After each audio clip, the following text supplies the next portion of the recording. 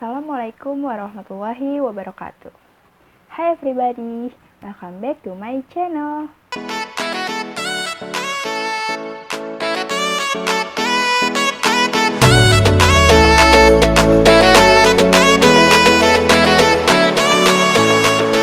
are you all? I hope you are healthy in this COVID-19 pandemic. Pada kesempatan kali ini, kita akan membahas tentang tenses loh. By the way, perkenalkan nama saya Trilayula Kodriani dari Universitas Gunadarma. I'll give you about tips how to understand tentang tenses loh tanpa menghafal rumus. Terus gimana ya caranya kalau kita menghafal rumus? Mungkin kita akan memahami pola kerja dari grammar tenses itu sendiri. Kalian pasti udah pada tahu kan tenses itu memiliki 16 macam. So guys, let's discuss one by one. Don't forget to like, comment, and subscribe.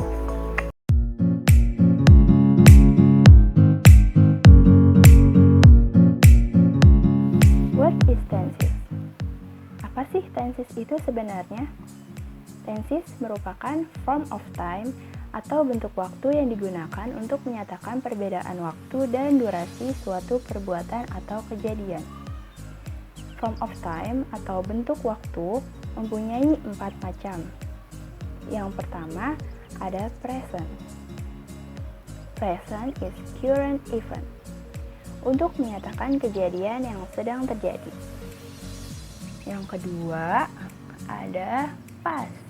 Past is event that have happened, untuk menyatakan kejadian yang terjadi di masa lalu. Nah, yang ketiga ada future. Future is upcoming event, untuk menyatakan kejadian yang akan terjadi di masa depan atau belum terjadi sekarang. Yang keempat ada past future. Nah, past future itu past will happen, untuk menyatakan kejadian di masa lalu yang memprediksi kejadian di masa depan. Kalimat ini juga bisa dijadikan pengandaian loh. For example, kemarin aku akan mengunjungi rumah nenek. Nah, kata kemarin di sini itu menunjukkan masa lalu. Nah, kata akan juga menunjukkan masa depan tapi belum terjadi. Di sini ada 4 macam kata. Yang pertama as. S itu untuk simple. Kedua C untuk continuous. Ketiga P untuk perfect. Dan keempat PC untuk perfect continuous. Mulai dari simple. Simple gampang banget untuk diingat karena di semua bentuk waktu pasti pakai verb one except past. Nah, jadi rumusnya S subject plus verb one. Di past pakainya verb two. Nah, buat kalimat future, ciri-cirinya ada kata will setelah subject. Jadinya rumusnya subject plus will plus verb one. Begitu juga di past future. Ciri-cirinya juga ada kata would or could or might. Nah, jadi rumusnya subject plus would plus verb one. Next, kita bahas continuous. Ciri-ciri continuous itu menggunakan verb ing. Jadi nggak usah bingung kalau ada verb ing pasti continuous. Jadi rumus di present sama past itu sama. Nih contohnya seperti ini. Emang seperti ini rumusnya. Nah, yang membedakan hanya to be. Buat di present itu am or is or are. Sedangkan buat di past pakainya was or were. Untuk kalimat future dan past future juga sama. Tapi dia tuh nggak pakai to be. Dia cuma pakai kata be aja. Dan jangan lupa tambahin will untuk future dan tambahin would untuk past future. And then kita bahas perfect. Ciri-ciri perfect menggunakan 3H atau 3H dan verb 3. Seperti di present, rumusnya sama dengan past. Yang membedakan hanya di 3H. Nah, kalau di present rumusnya itu subject plus have or has plus verb 3. Nah, apa sih 3H itu? Nih 3H, kita bakalan lihat.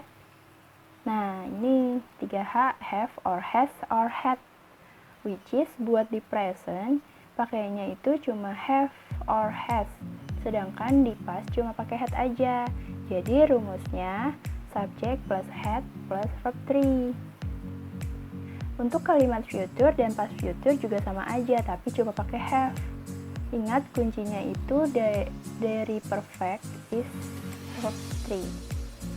Jadi rumusnya seperti ini. Nah, kita bahas. And the last one, perfect continuous. Ciri-cirinya pasti ada 3H plus been plus verb ing. Nah, kan ada verb ing lagi.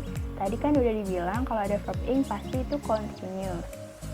Cuma bedanya ditambah been aja. Nah, rumusnya kayak gini guys. Kalian pasti inget deh kalau inget 4 kunci di atas sama yang awan-awan ini. Itu rumusnya present. S subject plus have or has plus been plus verb ing.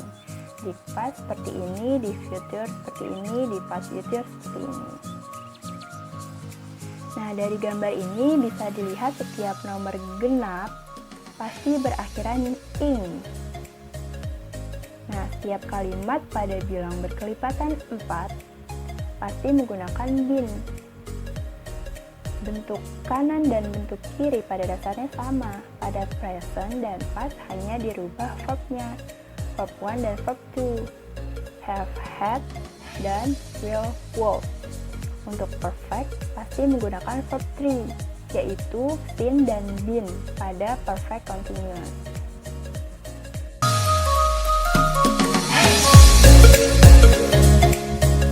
For example, number 1. I wrote him a letter last month. Wrote itu kan verb 2 dari kata write kan ya. Jadi udah ketahuan nih, gampang banget. Verb 2 cuma dipakai di kalimat simple past. Jadi sentence ini termasuk simple past tense. Very easy bukan? Number 2. He would have missed this class if I don't remind him. Nah, kata miss ini bisa verb 2 atau verb 3 dari kata miss kan. But kita lihat lagi ke sentence sebelumnya. Dia pakai would have. Would have berarti rumus dari past future. Berarti di sini miss termasuk verb 3. So, the sentence is past future perfect tense. Easy right? Number 3. We are building our dream house next year. Kata building pakai verb ing. Ingat kalau ada verb ing pasti continuous. Dan kalimat sebelumnya menggunakan to be, yaitu are. So the sentence is present continuous tense. Kalau udah paham asik kan?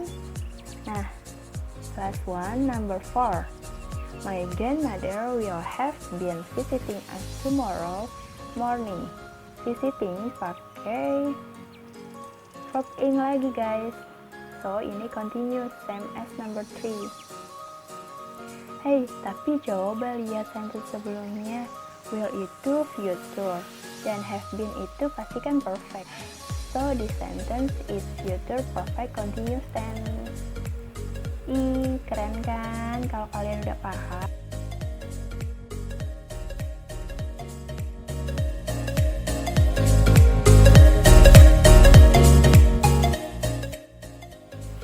And now, we will discuss negative and interrogative dari sentence-sentence yang tadi.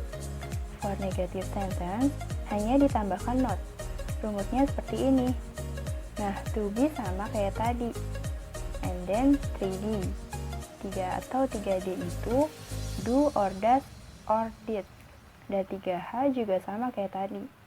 Nah, ini semua tergantung pakainya di present atau di past. Rumus untuk future juga sama, hanya ditambah not setelah will.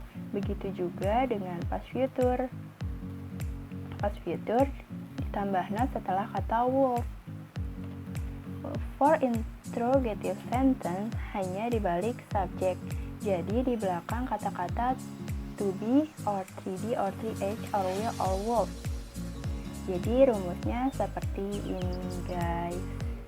Di present to be seperti to be atau 3D atau 3H plus subject. Di past juga sama, seperti ini.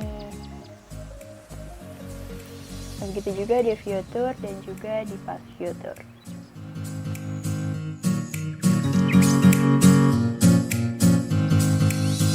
Nah, for example, number 1, positive sentence-nya like this. I wrote him a letter last month. Negatifnya ditambah 3D, because wrote itu kan verb 2, jadi termasuk kalimat simple past tense. Negative sentence-nya jadi verb 1, but nambah kata did not. Jadi sini, I didn't write him a letter last month. Interrogative sentence-nya juga pakai did dan diikuti subject. Nah, ini kalimat termasuk simple past tense yang udah tadi kita bahas sebelumnya. Nah, for example number 2, positive sentence-nya like this. He would have missed the class if I don't remind him. Negatifnya hanya ditambah not, because the sentence use verb 3 di kata miss. Nah, seperti ini. And then interrogative sentence-nya juga pakai would diikuti subject. So, it's very easy bukan? Jadi kalian hanya pahamin rumusnya aja guys. Kalau misalnya lupa, kalian bisa buat seperti yang aku buat tadi, biar ingat sedikit-sedikit. Kalian juga bisa nge-capture dari yang tadi udah aku jelasin. Nah, kalau gitu, sekian dulu video dari saya. Kurang lebihnya mohon maaf. Thank you for watching guys.